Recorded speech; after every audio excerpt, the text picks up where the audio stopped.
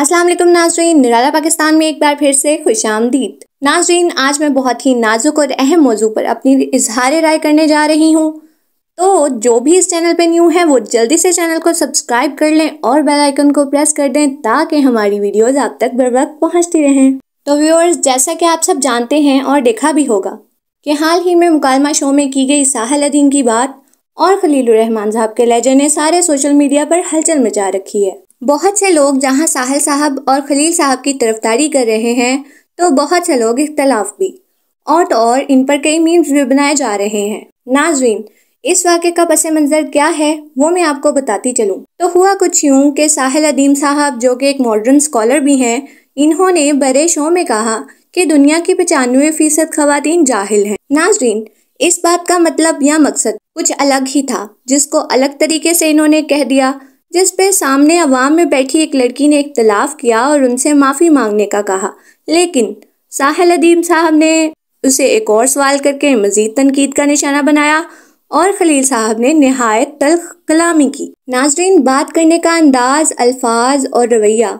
बहुत असर रखता है, जो कि ये देखकर अफसोस हुआ कि वहाँ मौजूद मारूफ लिखारी और मजहबी नामवर स्कॉलर के अंदाज भी बिल्कुल वैसे ही थे जैसे कि सामने बैठी अवाम में बात करती हुई उस लड़की के। नाज़रीन, मेरा ये वीडियो बनाने का मकसद ये है कि शऊर के साथ इखलाक होना भी बहुत ज़रूरी है और खुद एतमादी के साथ अंदाज़े अल्फाज भी दुरुस्त होना ज़रूरी है।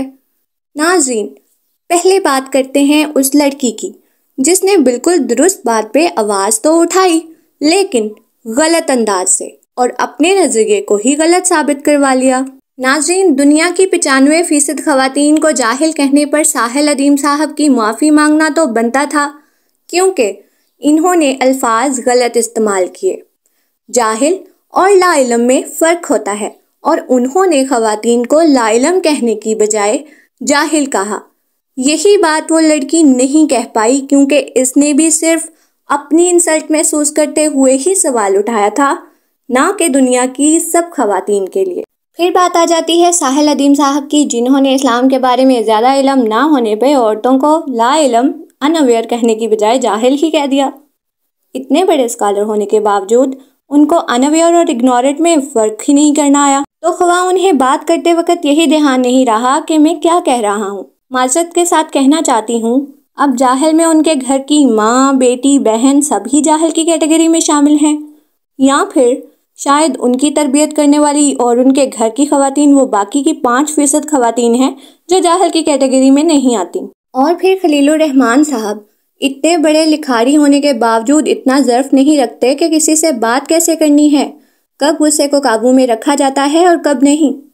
वो शो जहाँ मजहबी मुकालमा चल रहा था, वहाँ मजहब तो क्या अखलाकियात भी मद्देनज़र ना रख सके। तो बड़े अफसोस के साथ मैं कहना चाहती हूँ कि ये जो आजकल हर कोई मजहब के ठेकेदार बने, एक दूसरे को तनकीद का निशाना बनाने में मसरूफ़ हैं, खुदारा हमारे दीन इस्लाम को बदनाम ना करें। हर मजहबी स्कॉलर, मौलवी अपने नज़रिए पेश करके उन पे इस्लाम की मोहर लगा रहा है और नाम दिया जाता है कि इस्लाम की तबलीग कर रहे हैं। कोई स्कॉलर, कोई इमाम एक दूसरे से इत्तफाक नहीं करता और सोशल मीडिया पर एक दूसरे के खिलाफ बोलते हैं। हमारे दीन ने तो हमें ये नहीं सिखाया। हमारे प्यारे नबी मोहम्मद सल्लल्लाहु अलैहि वसल्लम का तरीका तो ये नहीं था। वो तो कुल कायनात में कुरान पाक की तालीम आम करते हैं। वो तो हमें अच्छाई, नरम दिली, आला इखलाक का दर्स देते हैं। लेकिन आजकल सोशल मीडिया पर जिसे देखो वो दूसरों को तनकीद का निशाना बनाने में मसरूफ़ है। तो इस्लाह कैसे होगी? खुदारा सब अपना किबला दुरुस्त करें और इस्लाम की तबलीग अच्छे अंदाज में करें और दूसरों पे तनकीद की बजाय एक मुकम्मल और बाकिरदार इंसान बनने की तरफ मुतवज्जा हों। इसी तरह हमारे मुआशरे में बेहतरी आ सकती है। नाज़रीन, आप सबकी इस बारे में क्या राय है, हमें कमेंट सेक्शन में ज़रूर बताएं और देखते रहें निराला पाकिस्तान। अल्लाह हाफ़िज़।